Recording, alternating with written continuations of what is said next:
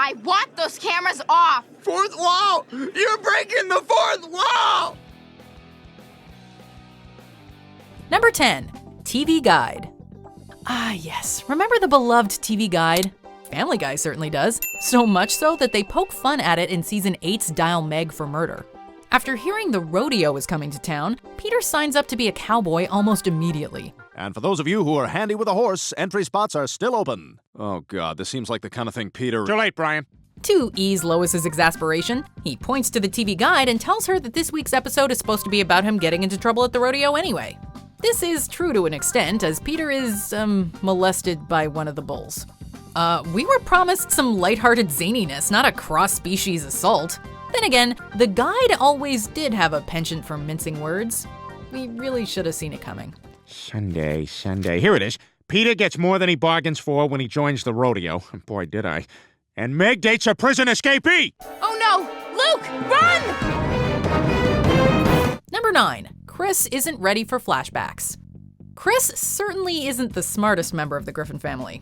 In fact, he's probably the stupidest. I love the Christmas carnival! Chris, calm down. You're giving yourself a nosebleed. So stupid that he can't even set up a basic flashback. While eating dinner with the family, Chris states that it's even wilder than his dinner at the Sullivans. We then cut to the Sullivan family table, where Chris genuinely compliments Mrs. Sullivan on her cooking.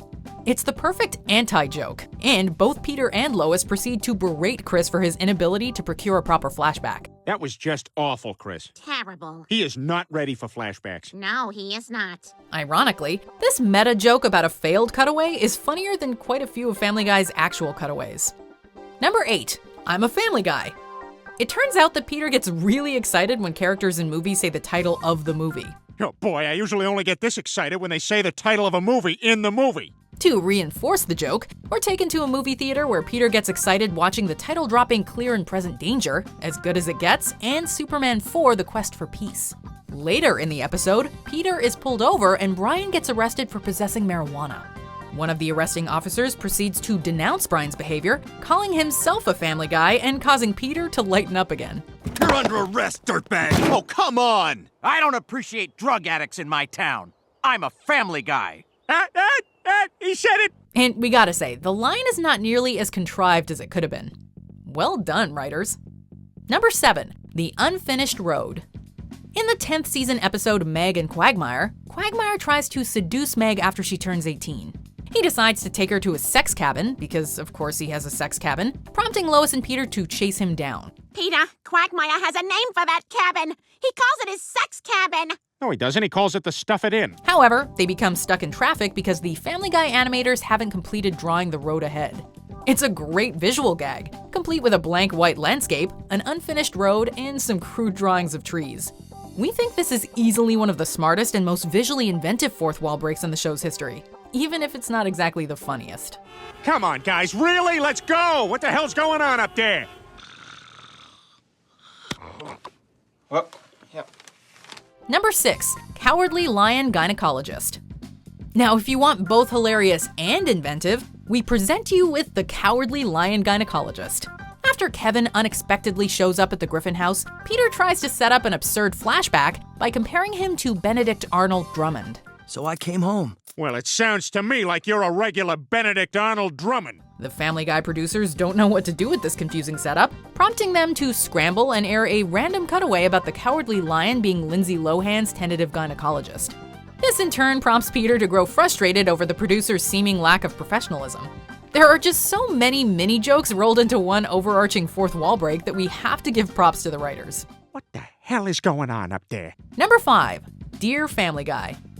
The Family Guy writers know how offensive they can be, and as such, always remain one step ahead of the incensed viewers. This is the case in Road to the North Pole, when Stewie compares Santa's industrial and scuzzy workshop to Bridgeport, Connecticut. This can't be it. This can't be Santa's workshop. This looks like Bridgeport, Connecticut. Brian tells Stewie to prepare for the angry letters, and the show cuts away to a pissed-off Bridgeport citizen writing a letter to Family Guy. The show doesn't stop there, however, and continues with the Bridgeport jabs by including a belching factory in the background and having the man proudly defend all the squalid aspects of the city. I'll have you know that Bridgeport is among the world leaders in abandoned buildings, shattered glass, boarded-up windows, wild dogs, and gas stations without pumps. So eat my piss, Jew writers. Luckily, it seems like the real Bridgeport citizens have taken the joke in stride. Number 4, confused by old cutaways. Back to the Pilot is one of Family Guy's most creative episodes, and it contains a brilliant 3-pronged fourth wall break. Having time traveled to the pilot episode, Brian and Stewie watch the family set up cutaways and then stand motionless in the kitchen as the cutaway plays out. Wait, what are they doing? I don't know, they're just standing there like zombies. Do you think they're all right? I'm not sure. The joke ventures even further into meta territory by presenting the Family Guy actors during a modern-day cutaway in which they just relax and pull out their phones. And finally, the show points to their own habit of having way too long cutaways, having Peter smoke a cigarette during a lengthy Al Harrington gag. It's a fourth wall break inside a fourth wall break inside a fourth wall break. Talk about taking self-referential humor to the next level. Oh my god, is that what we did back then? Number 3, Peter falls down the stairs. We think it's safe to say that absolutely no one was expecting this bit. Aside from maybe The Simpsons, which features a different couch gag every time, most intro songs remain consistent throughout a show's run. And if people don't skip the intros, they almost certainly tune out due to repetitive boredom. Family Guy throws a massive wrench into the opening number in Whistle While Your Wife Works when Peter falls down the staircase mid-song and crushes a backup dancer.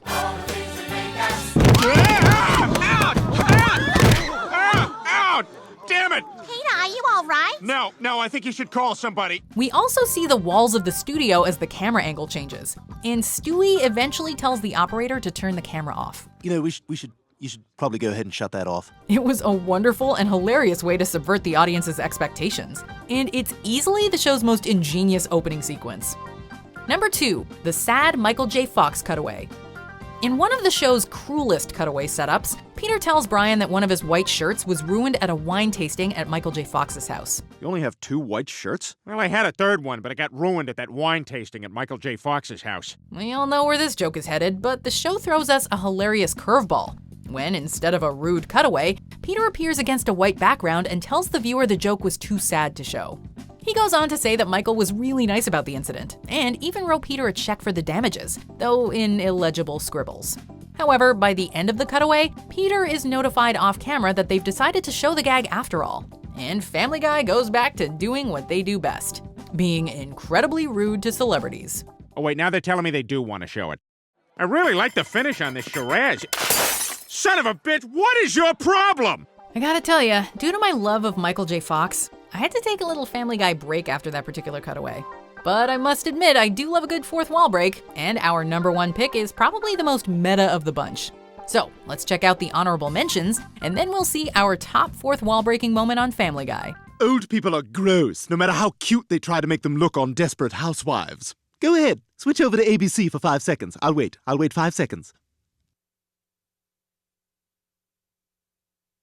Oh my god, did you see? Did you see how old and ugly they are? That's right, Cleveland had a deli. We should check there.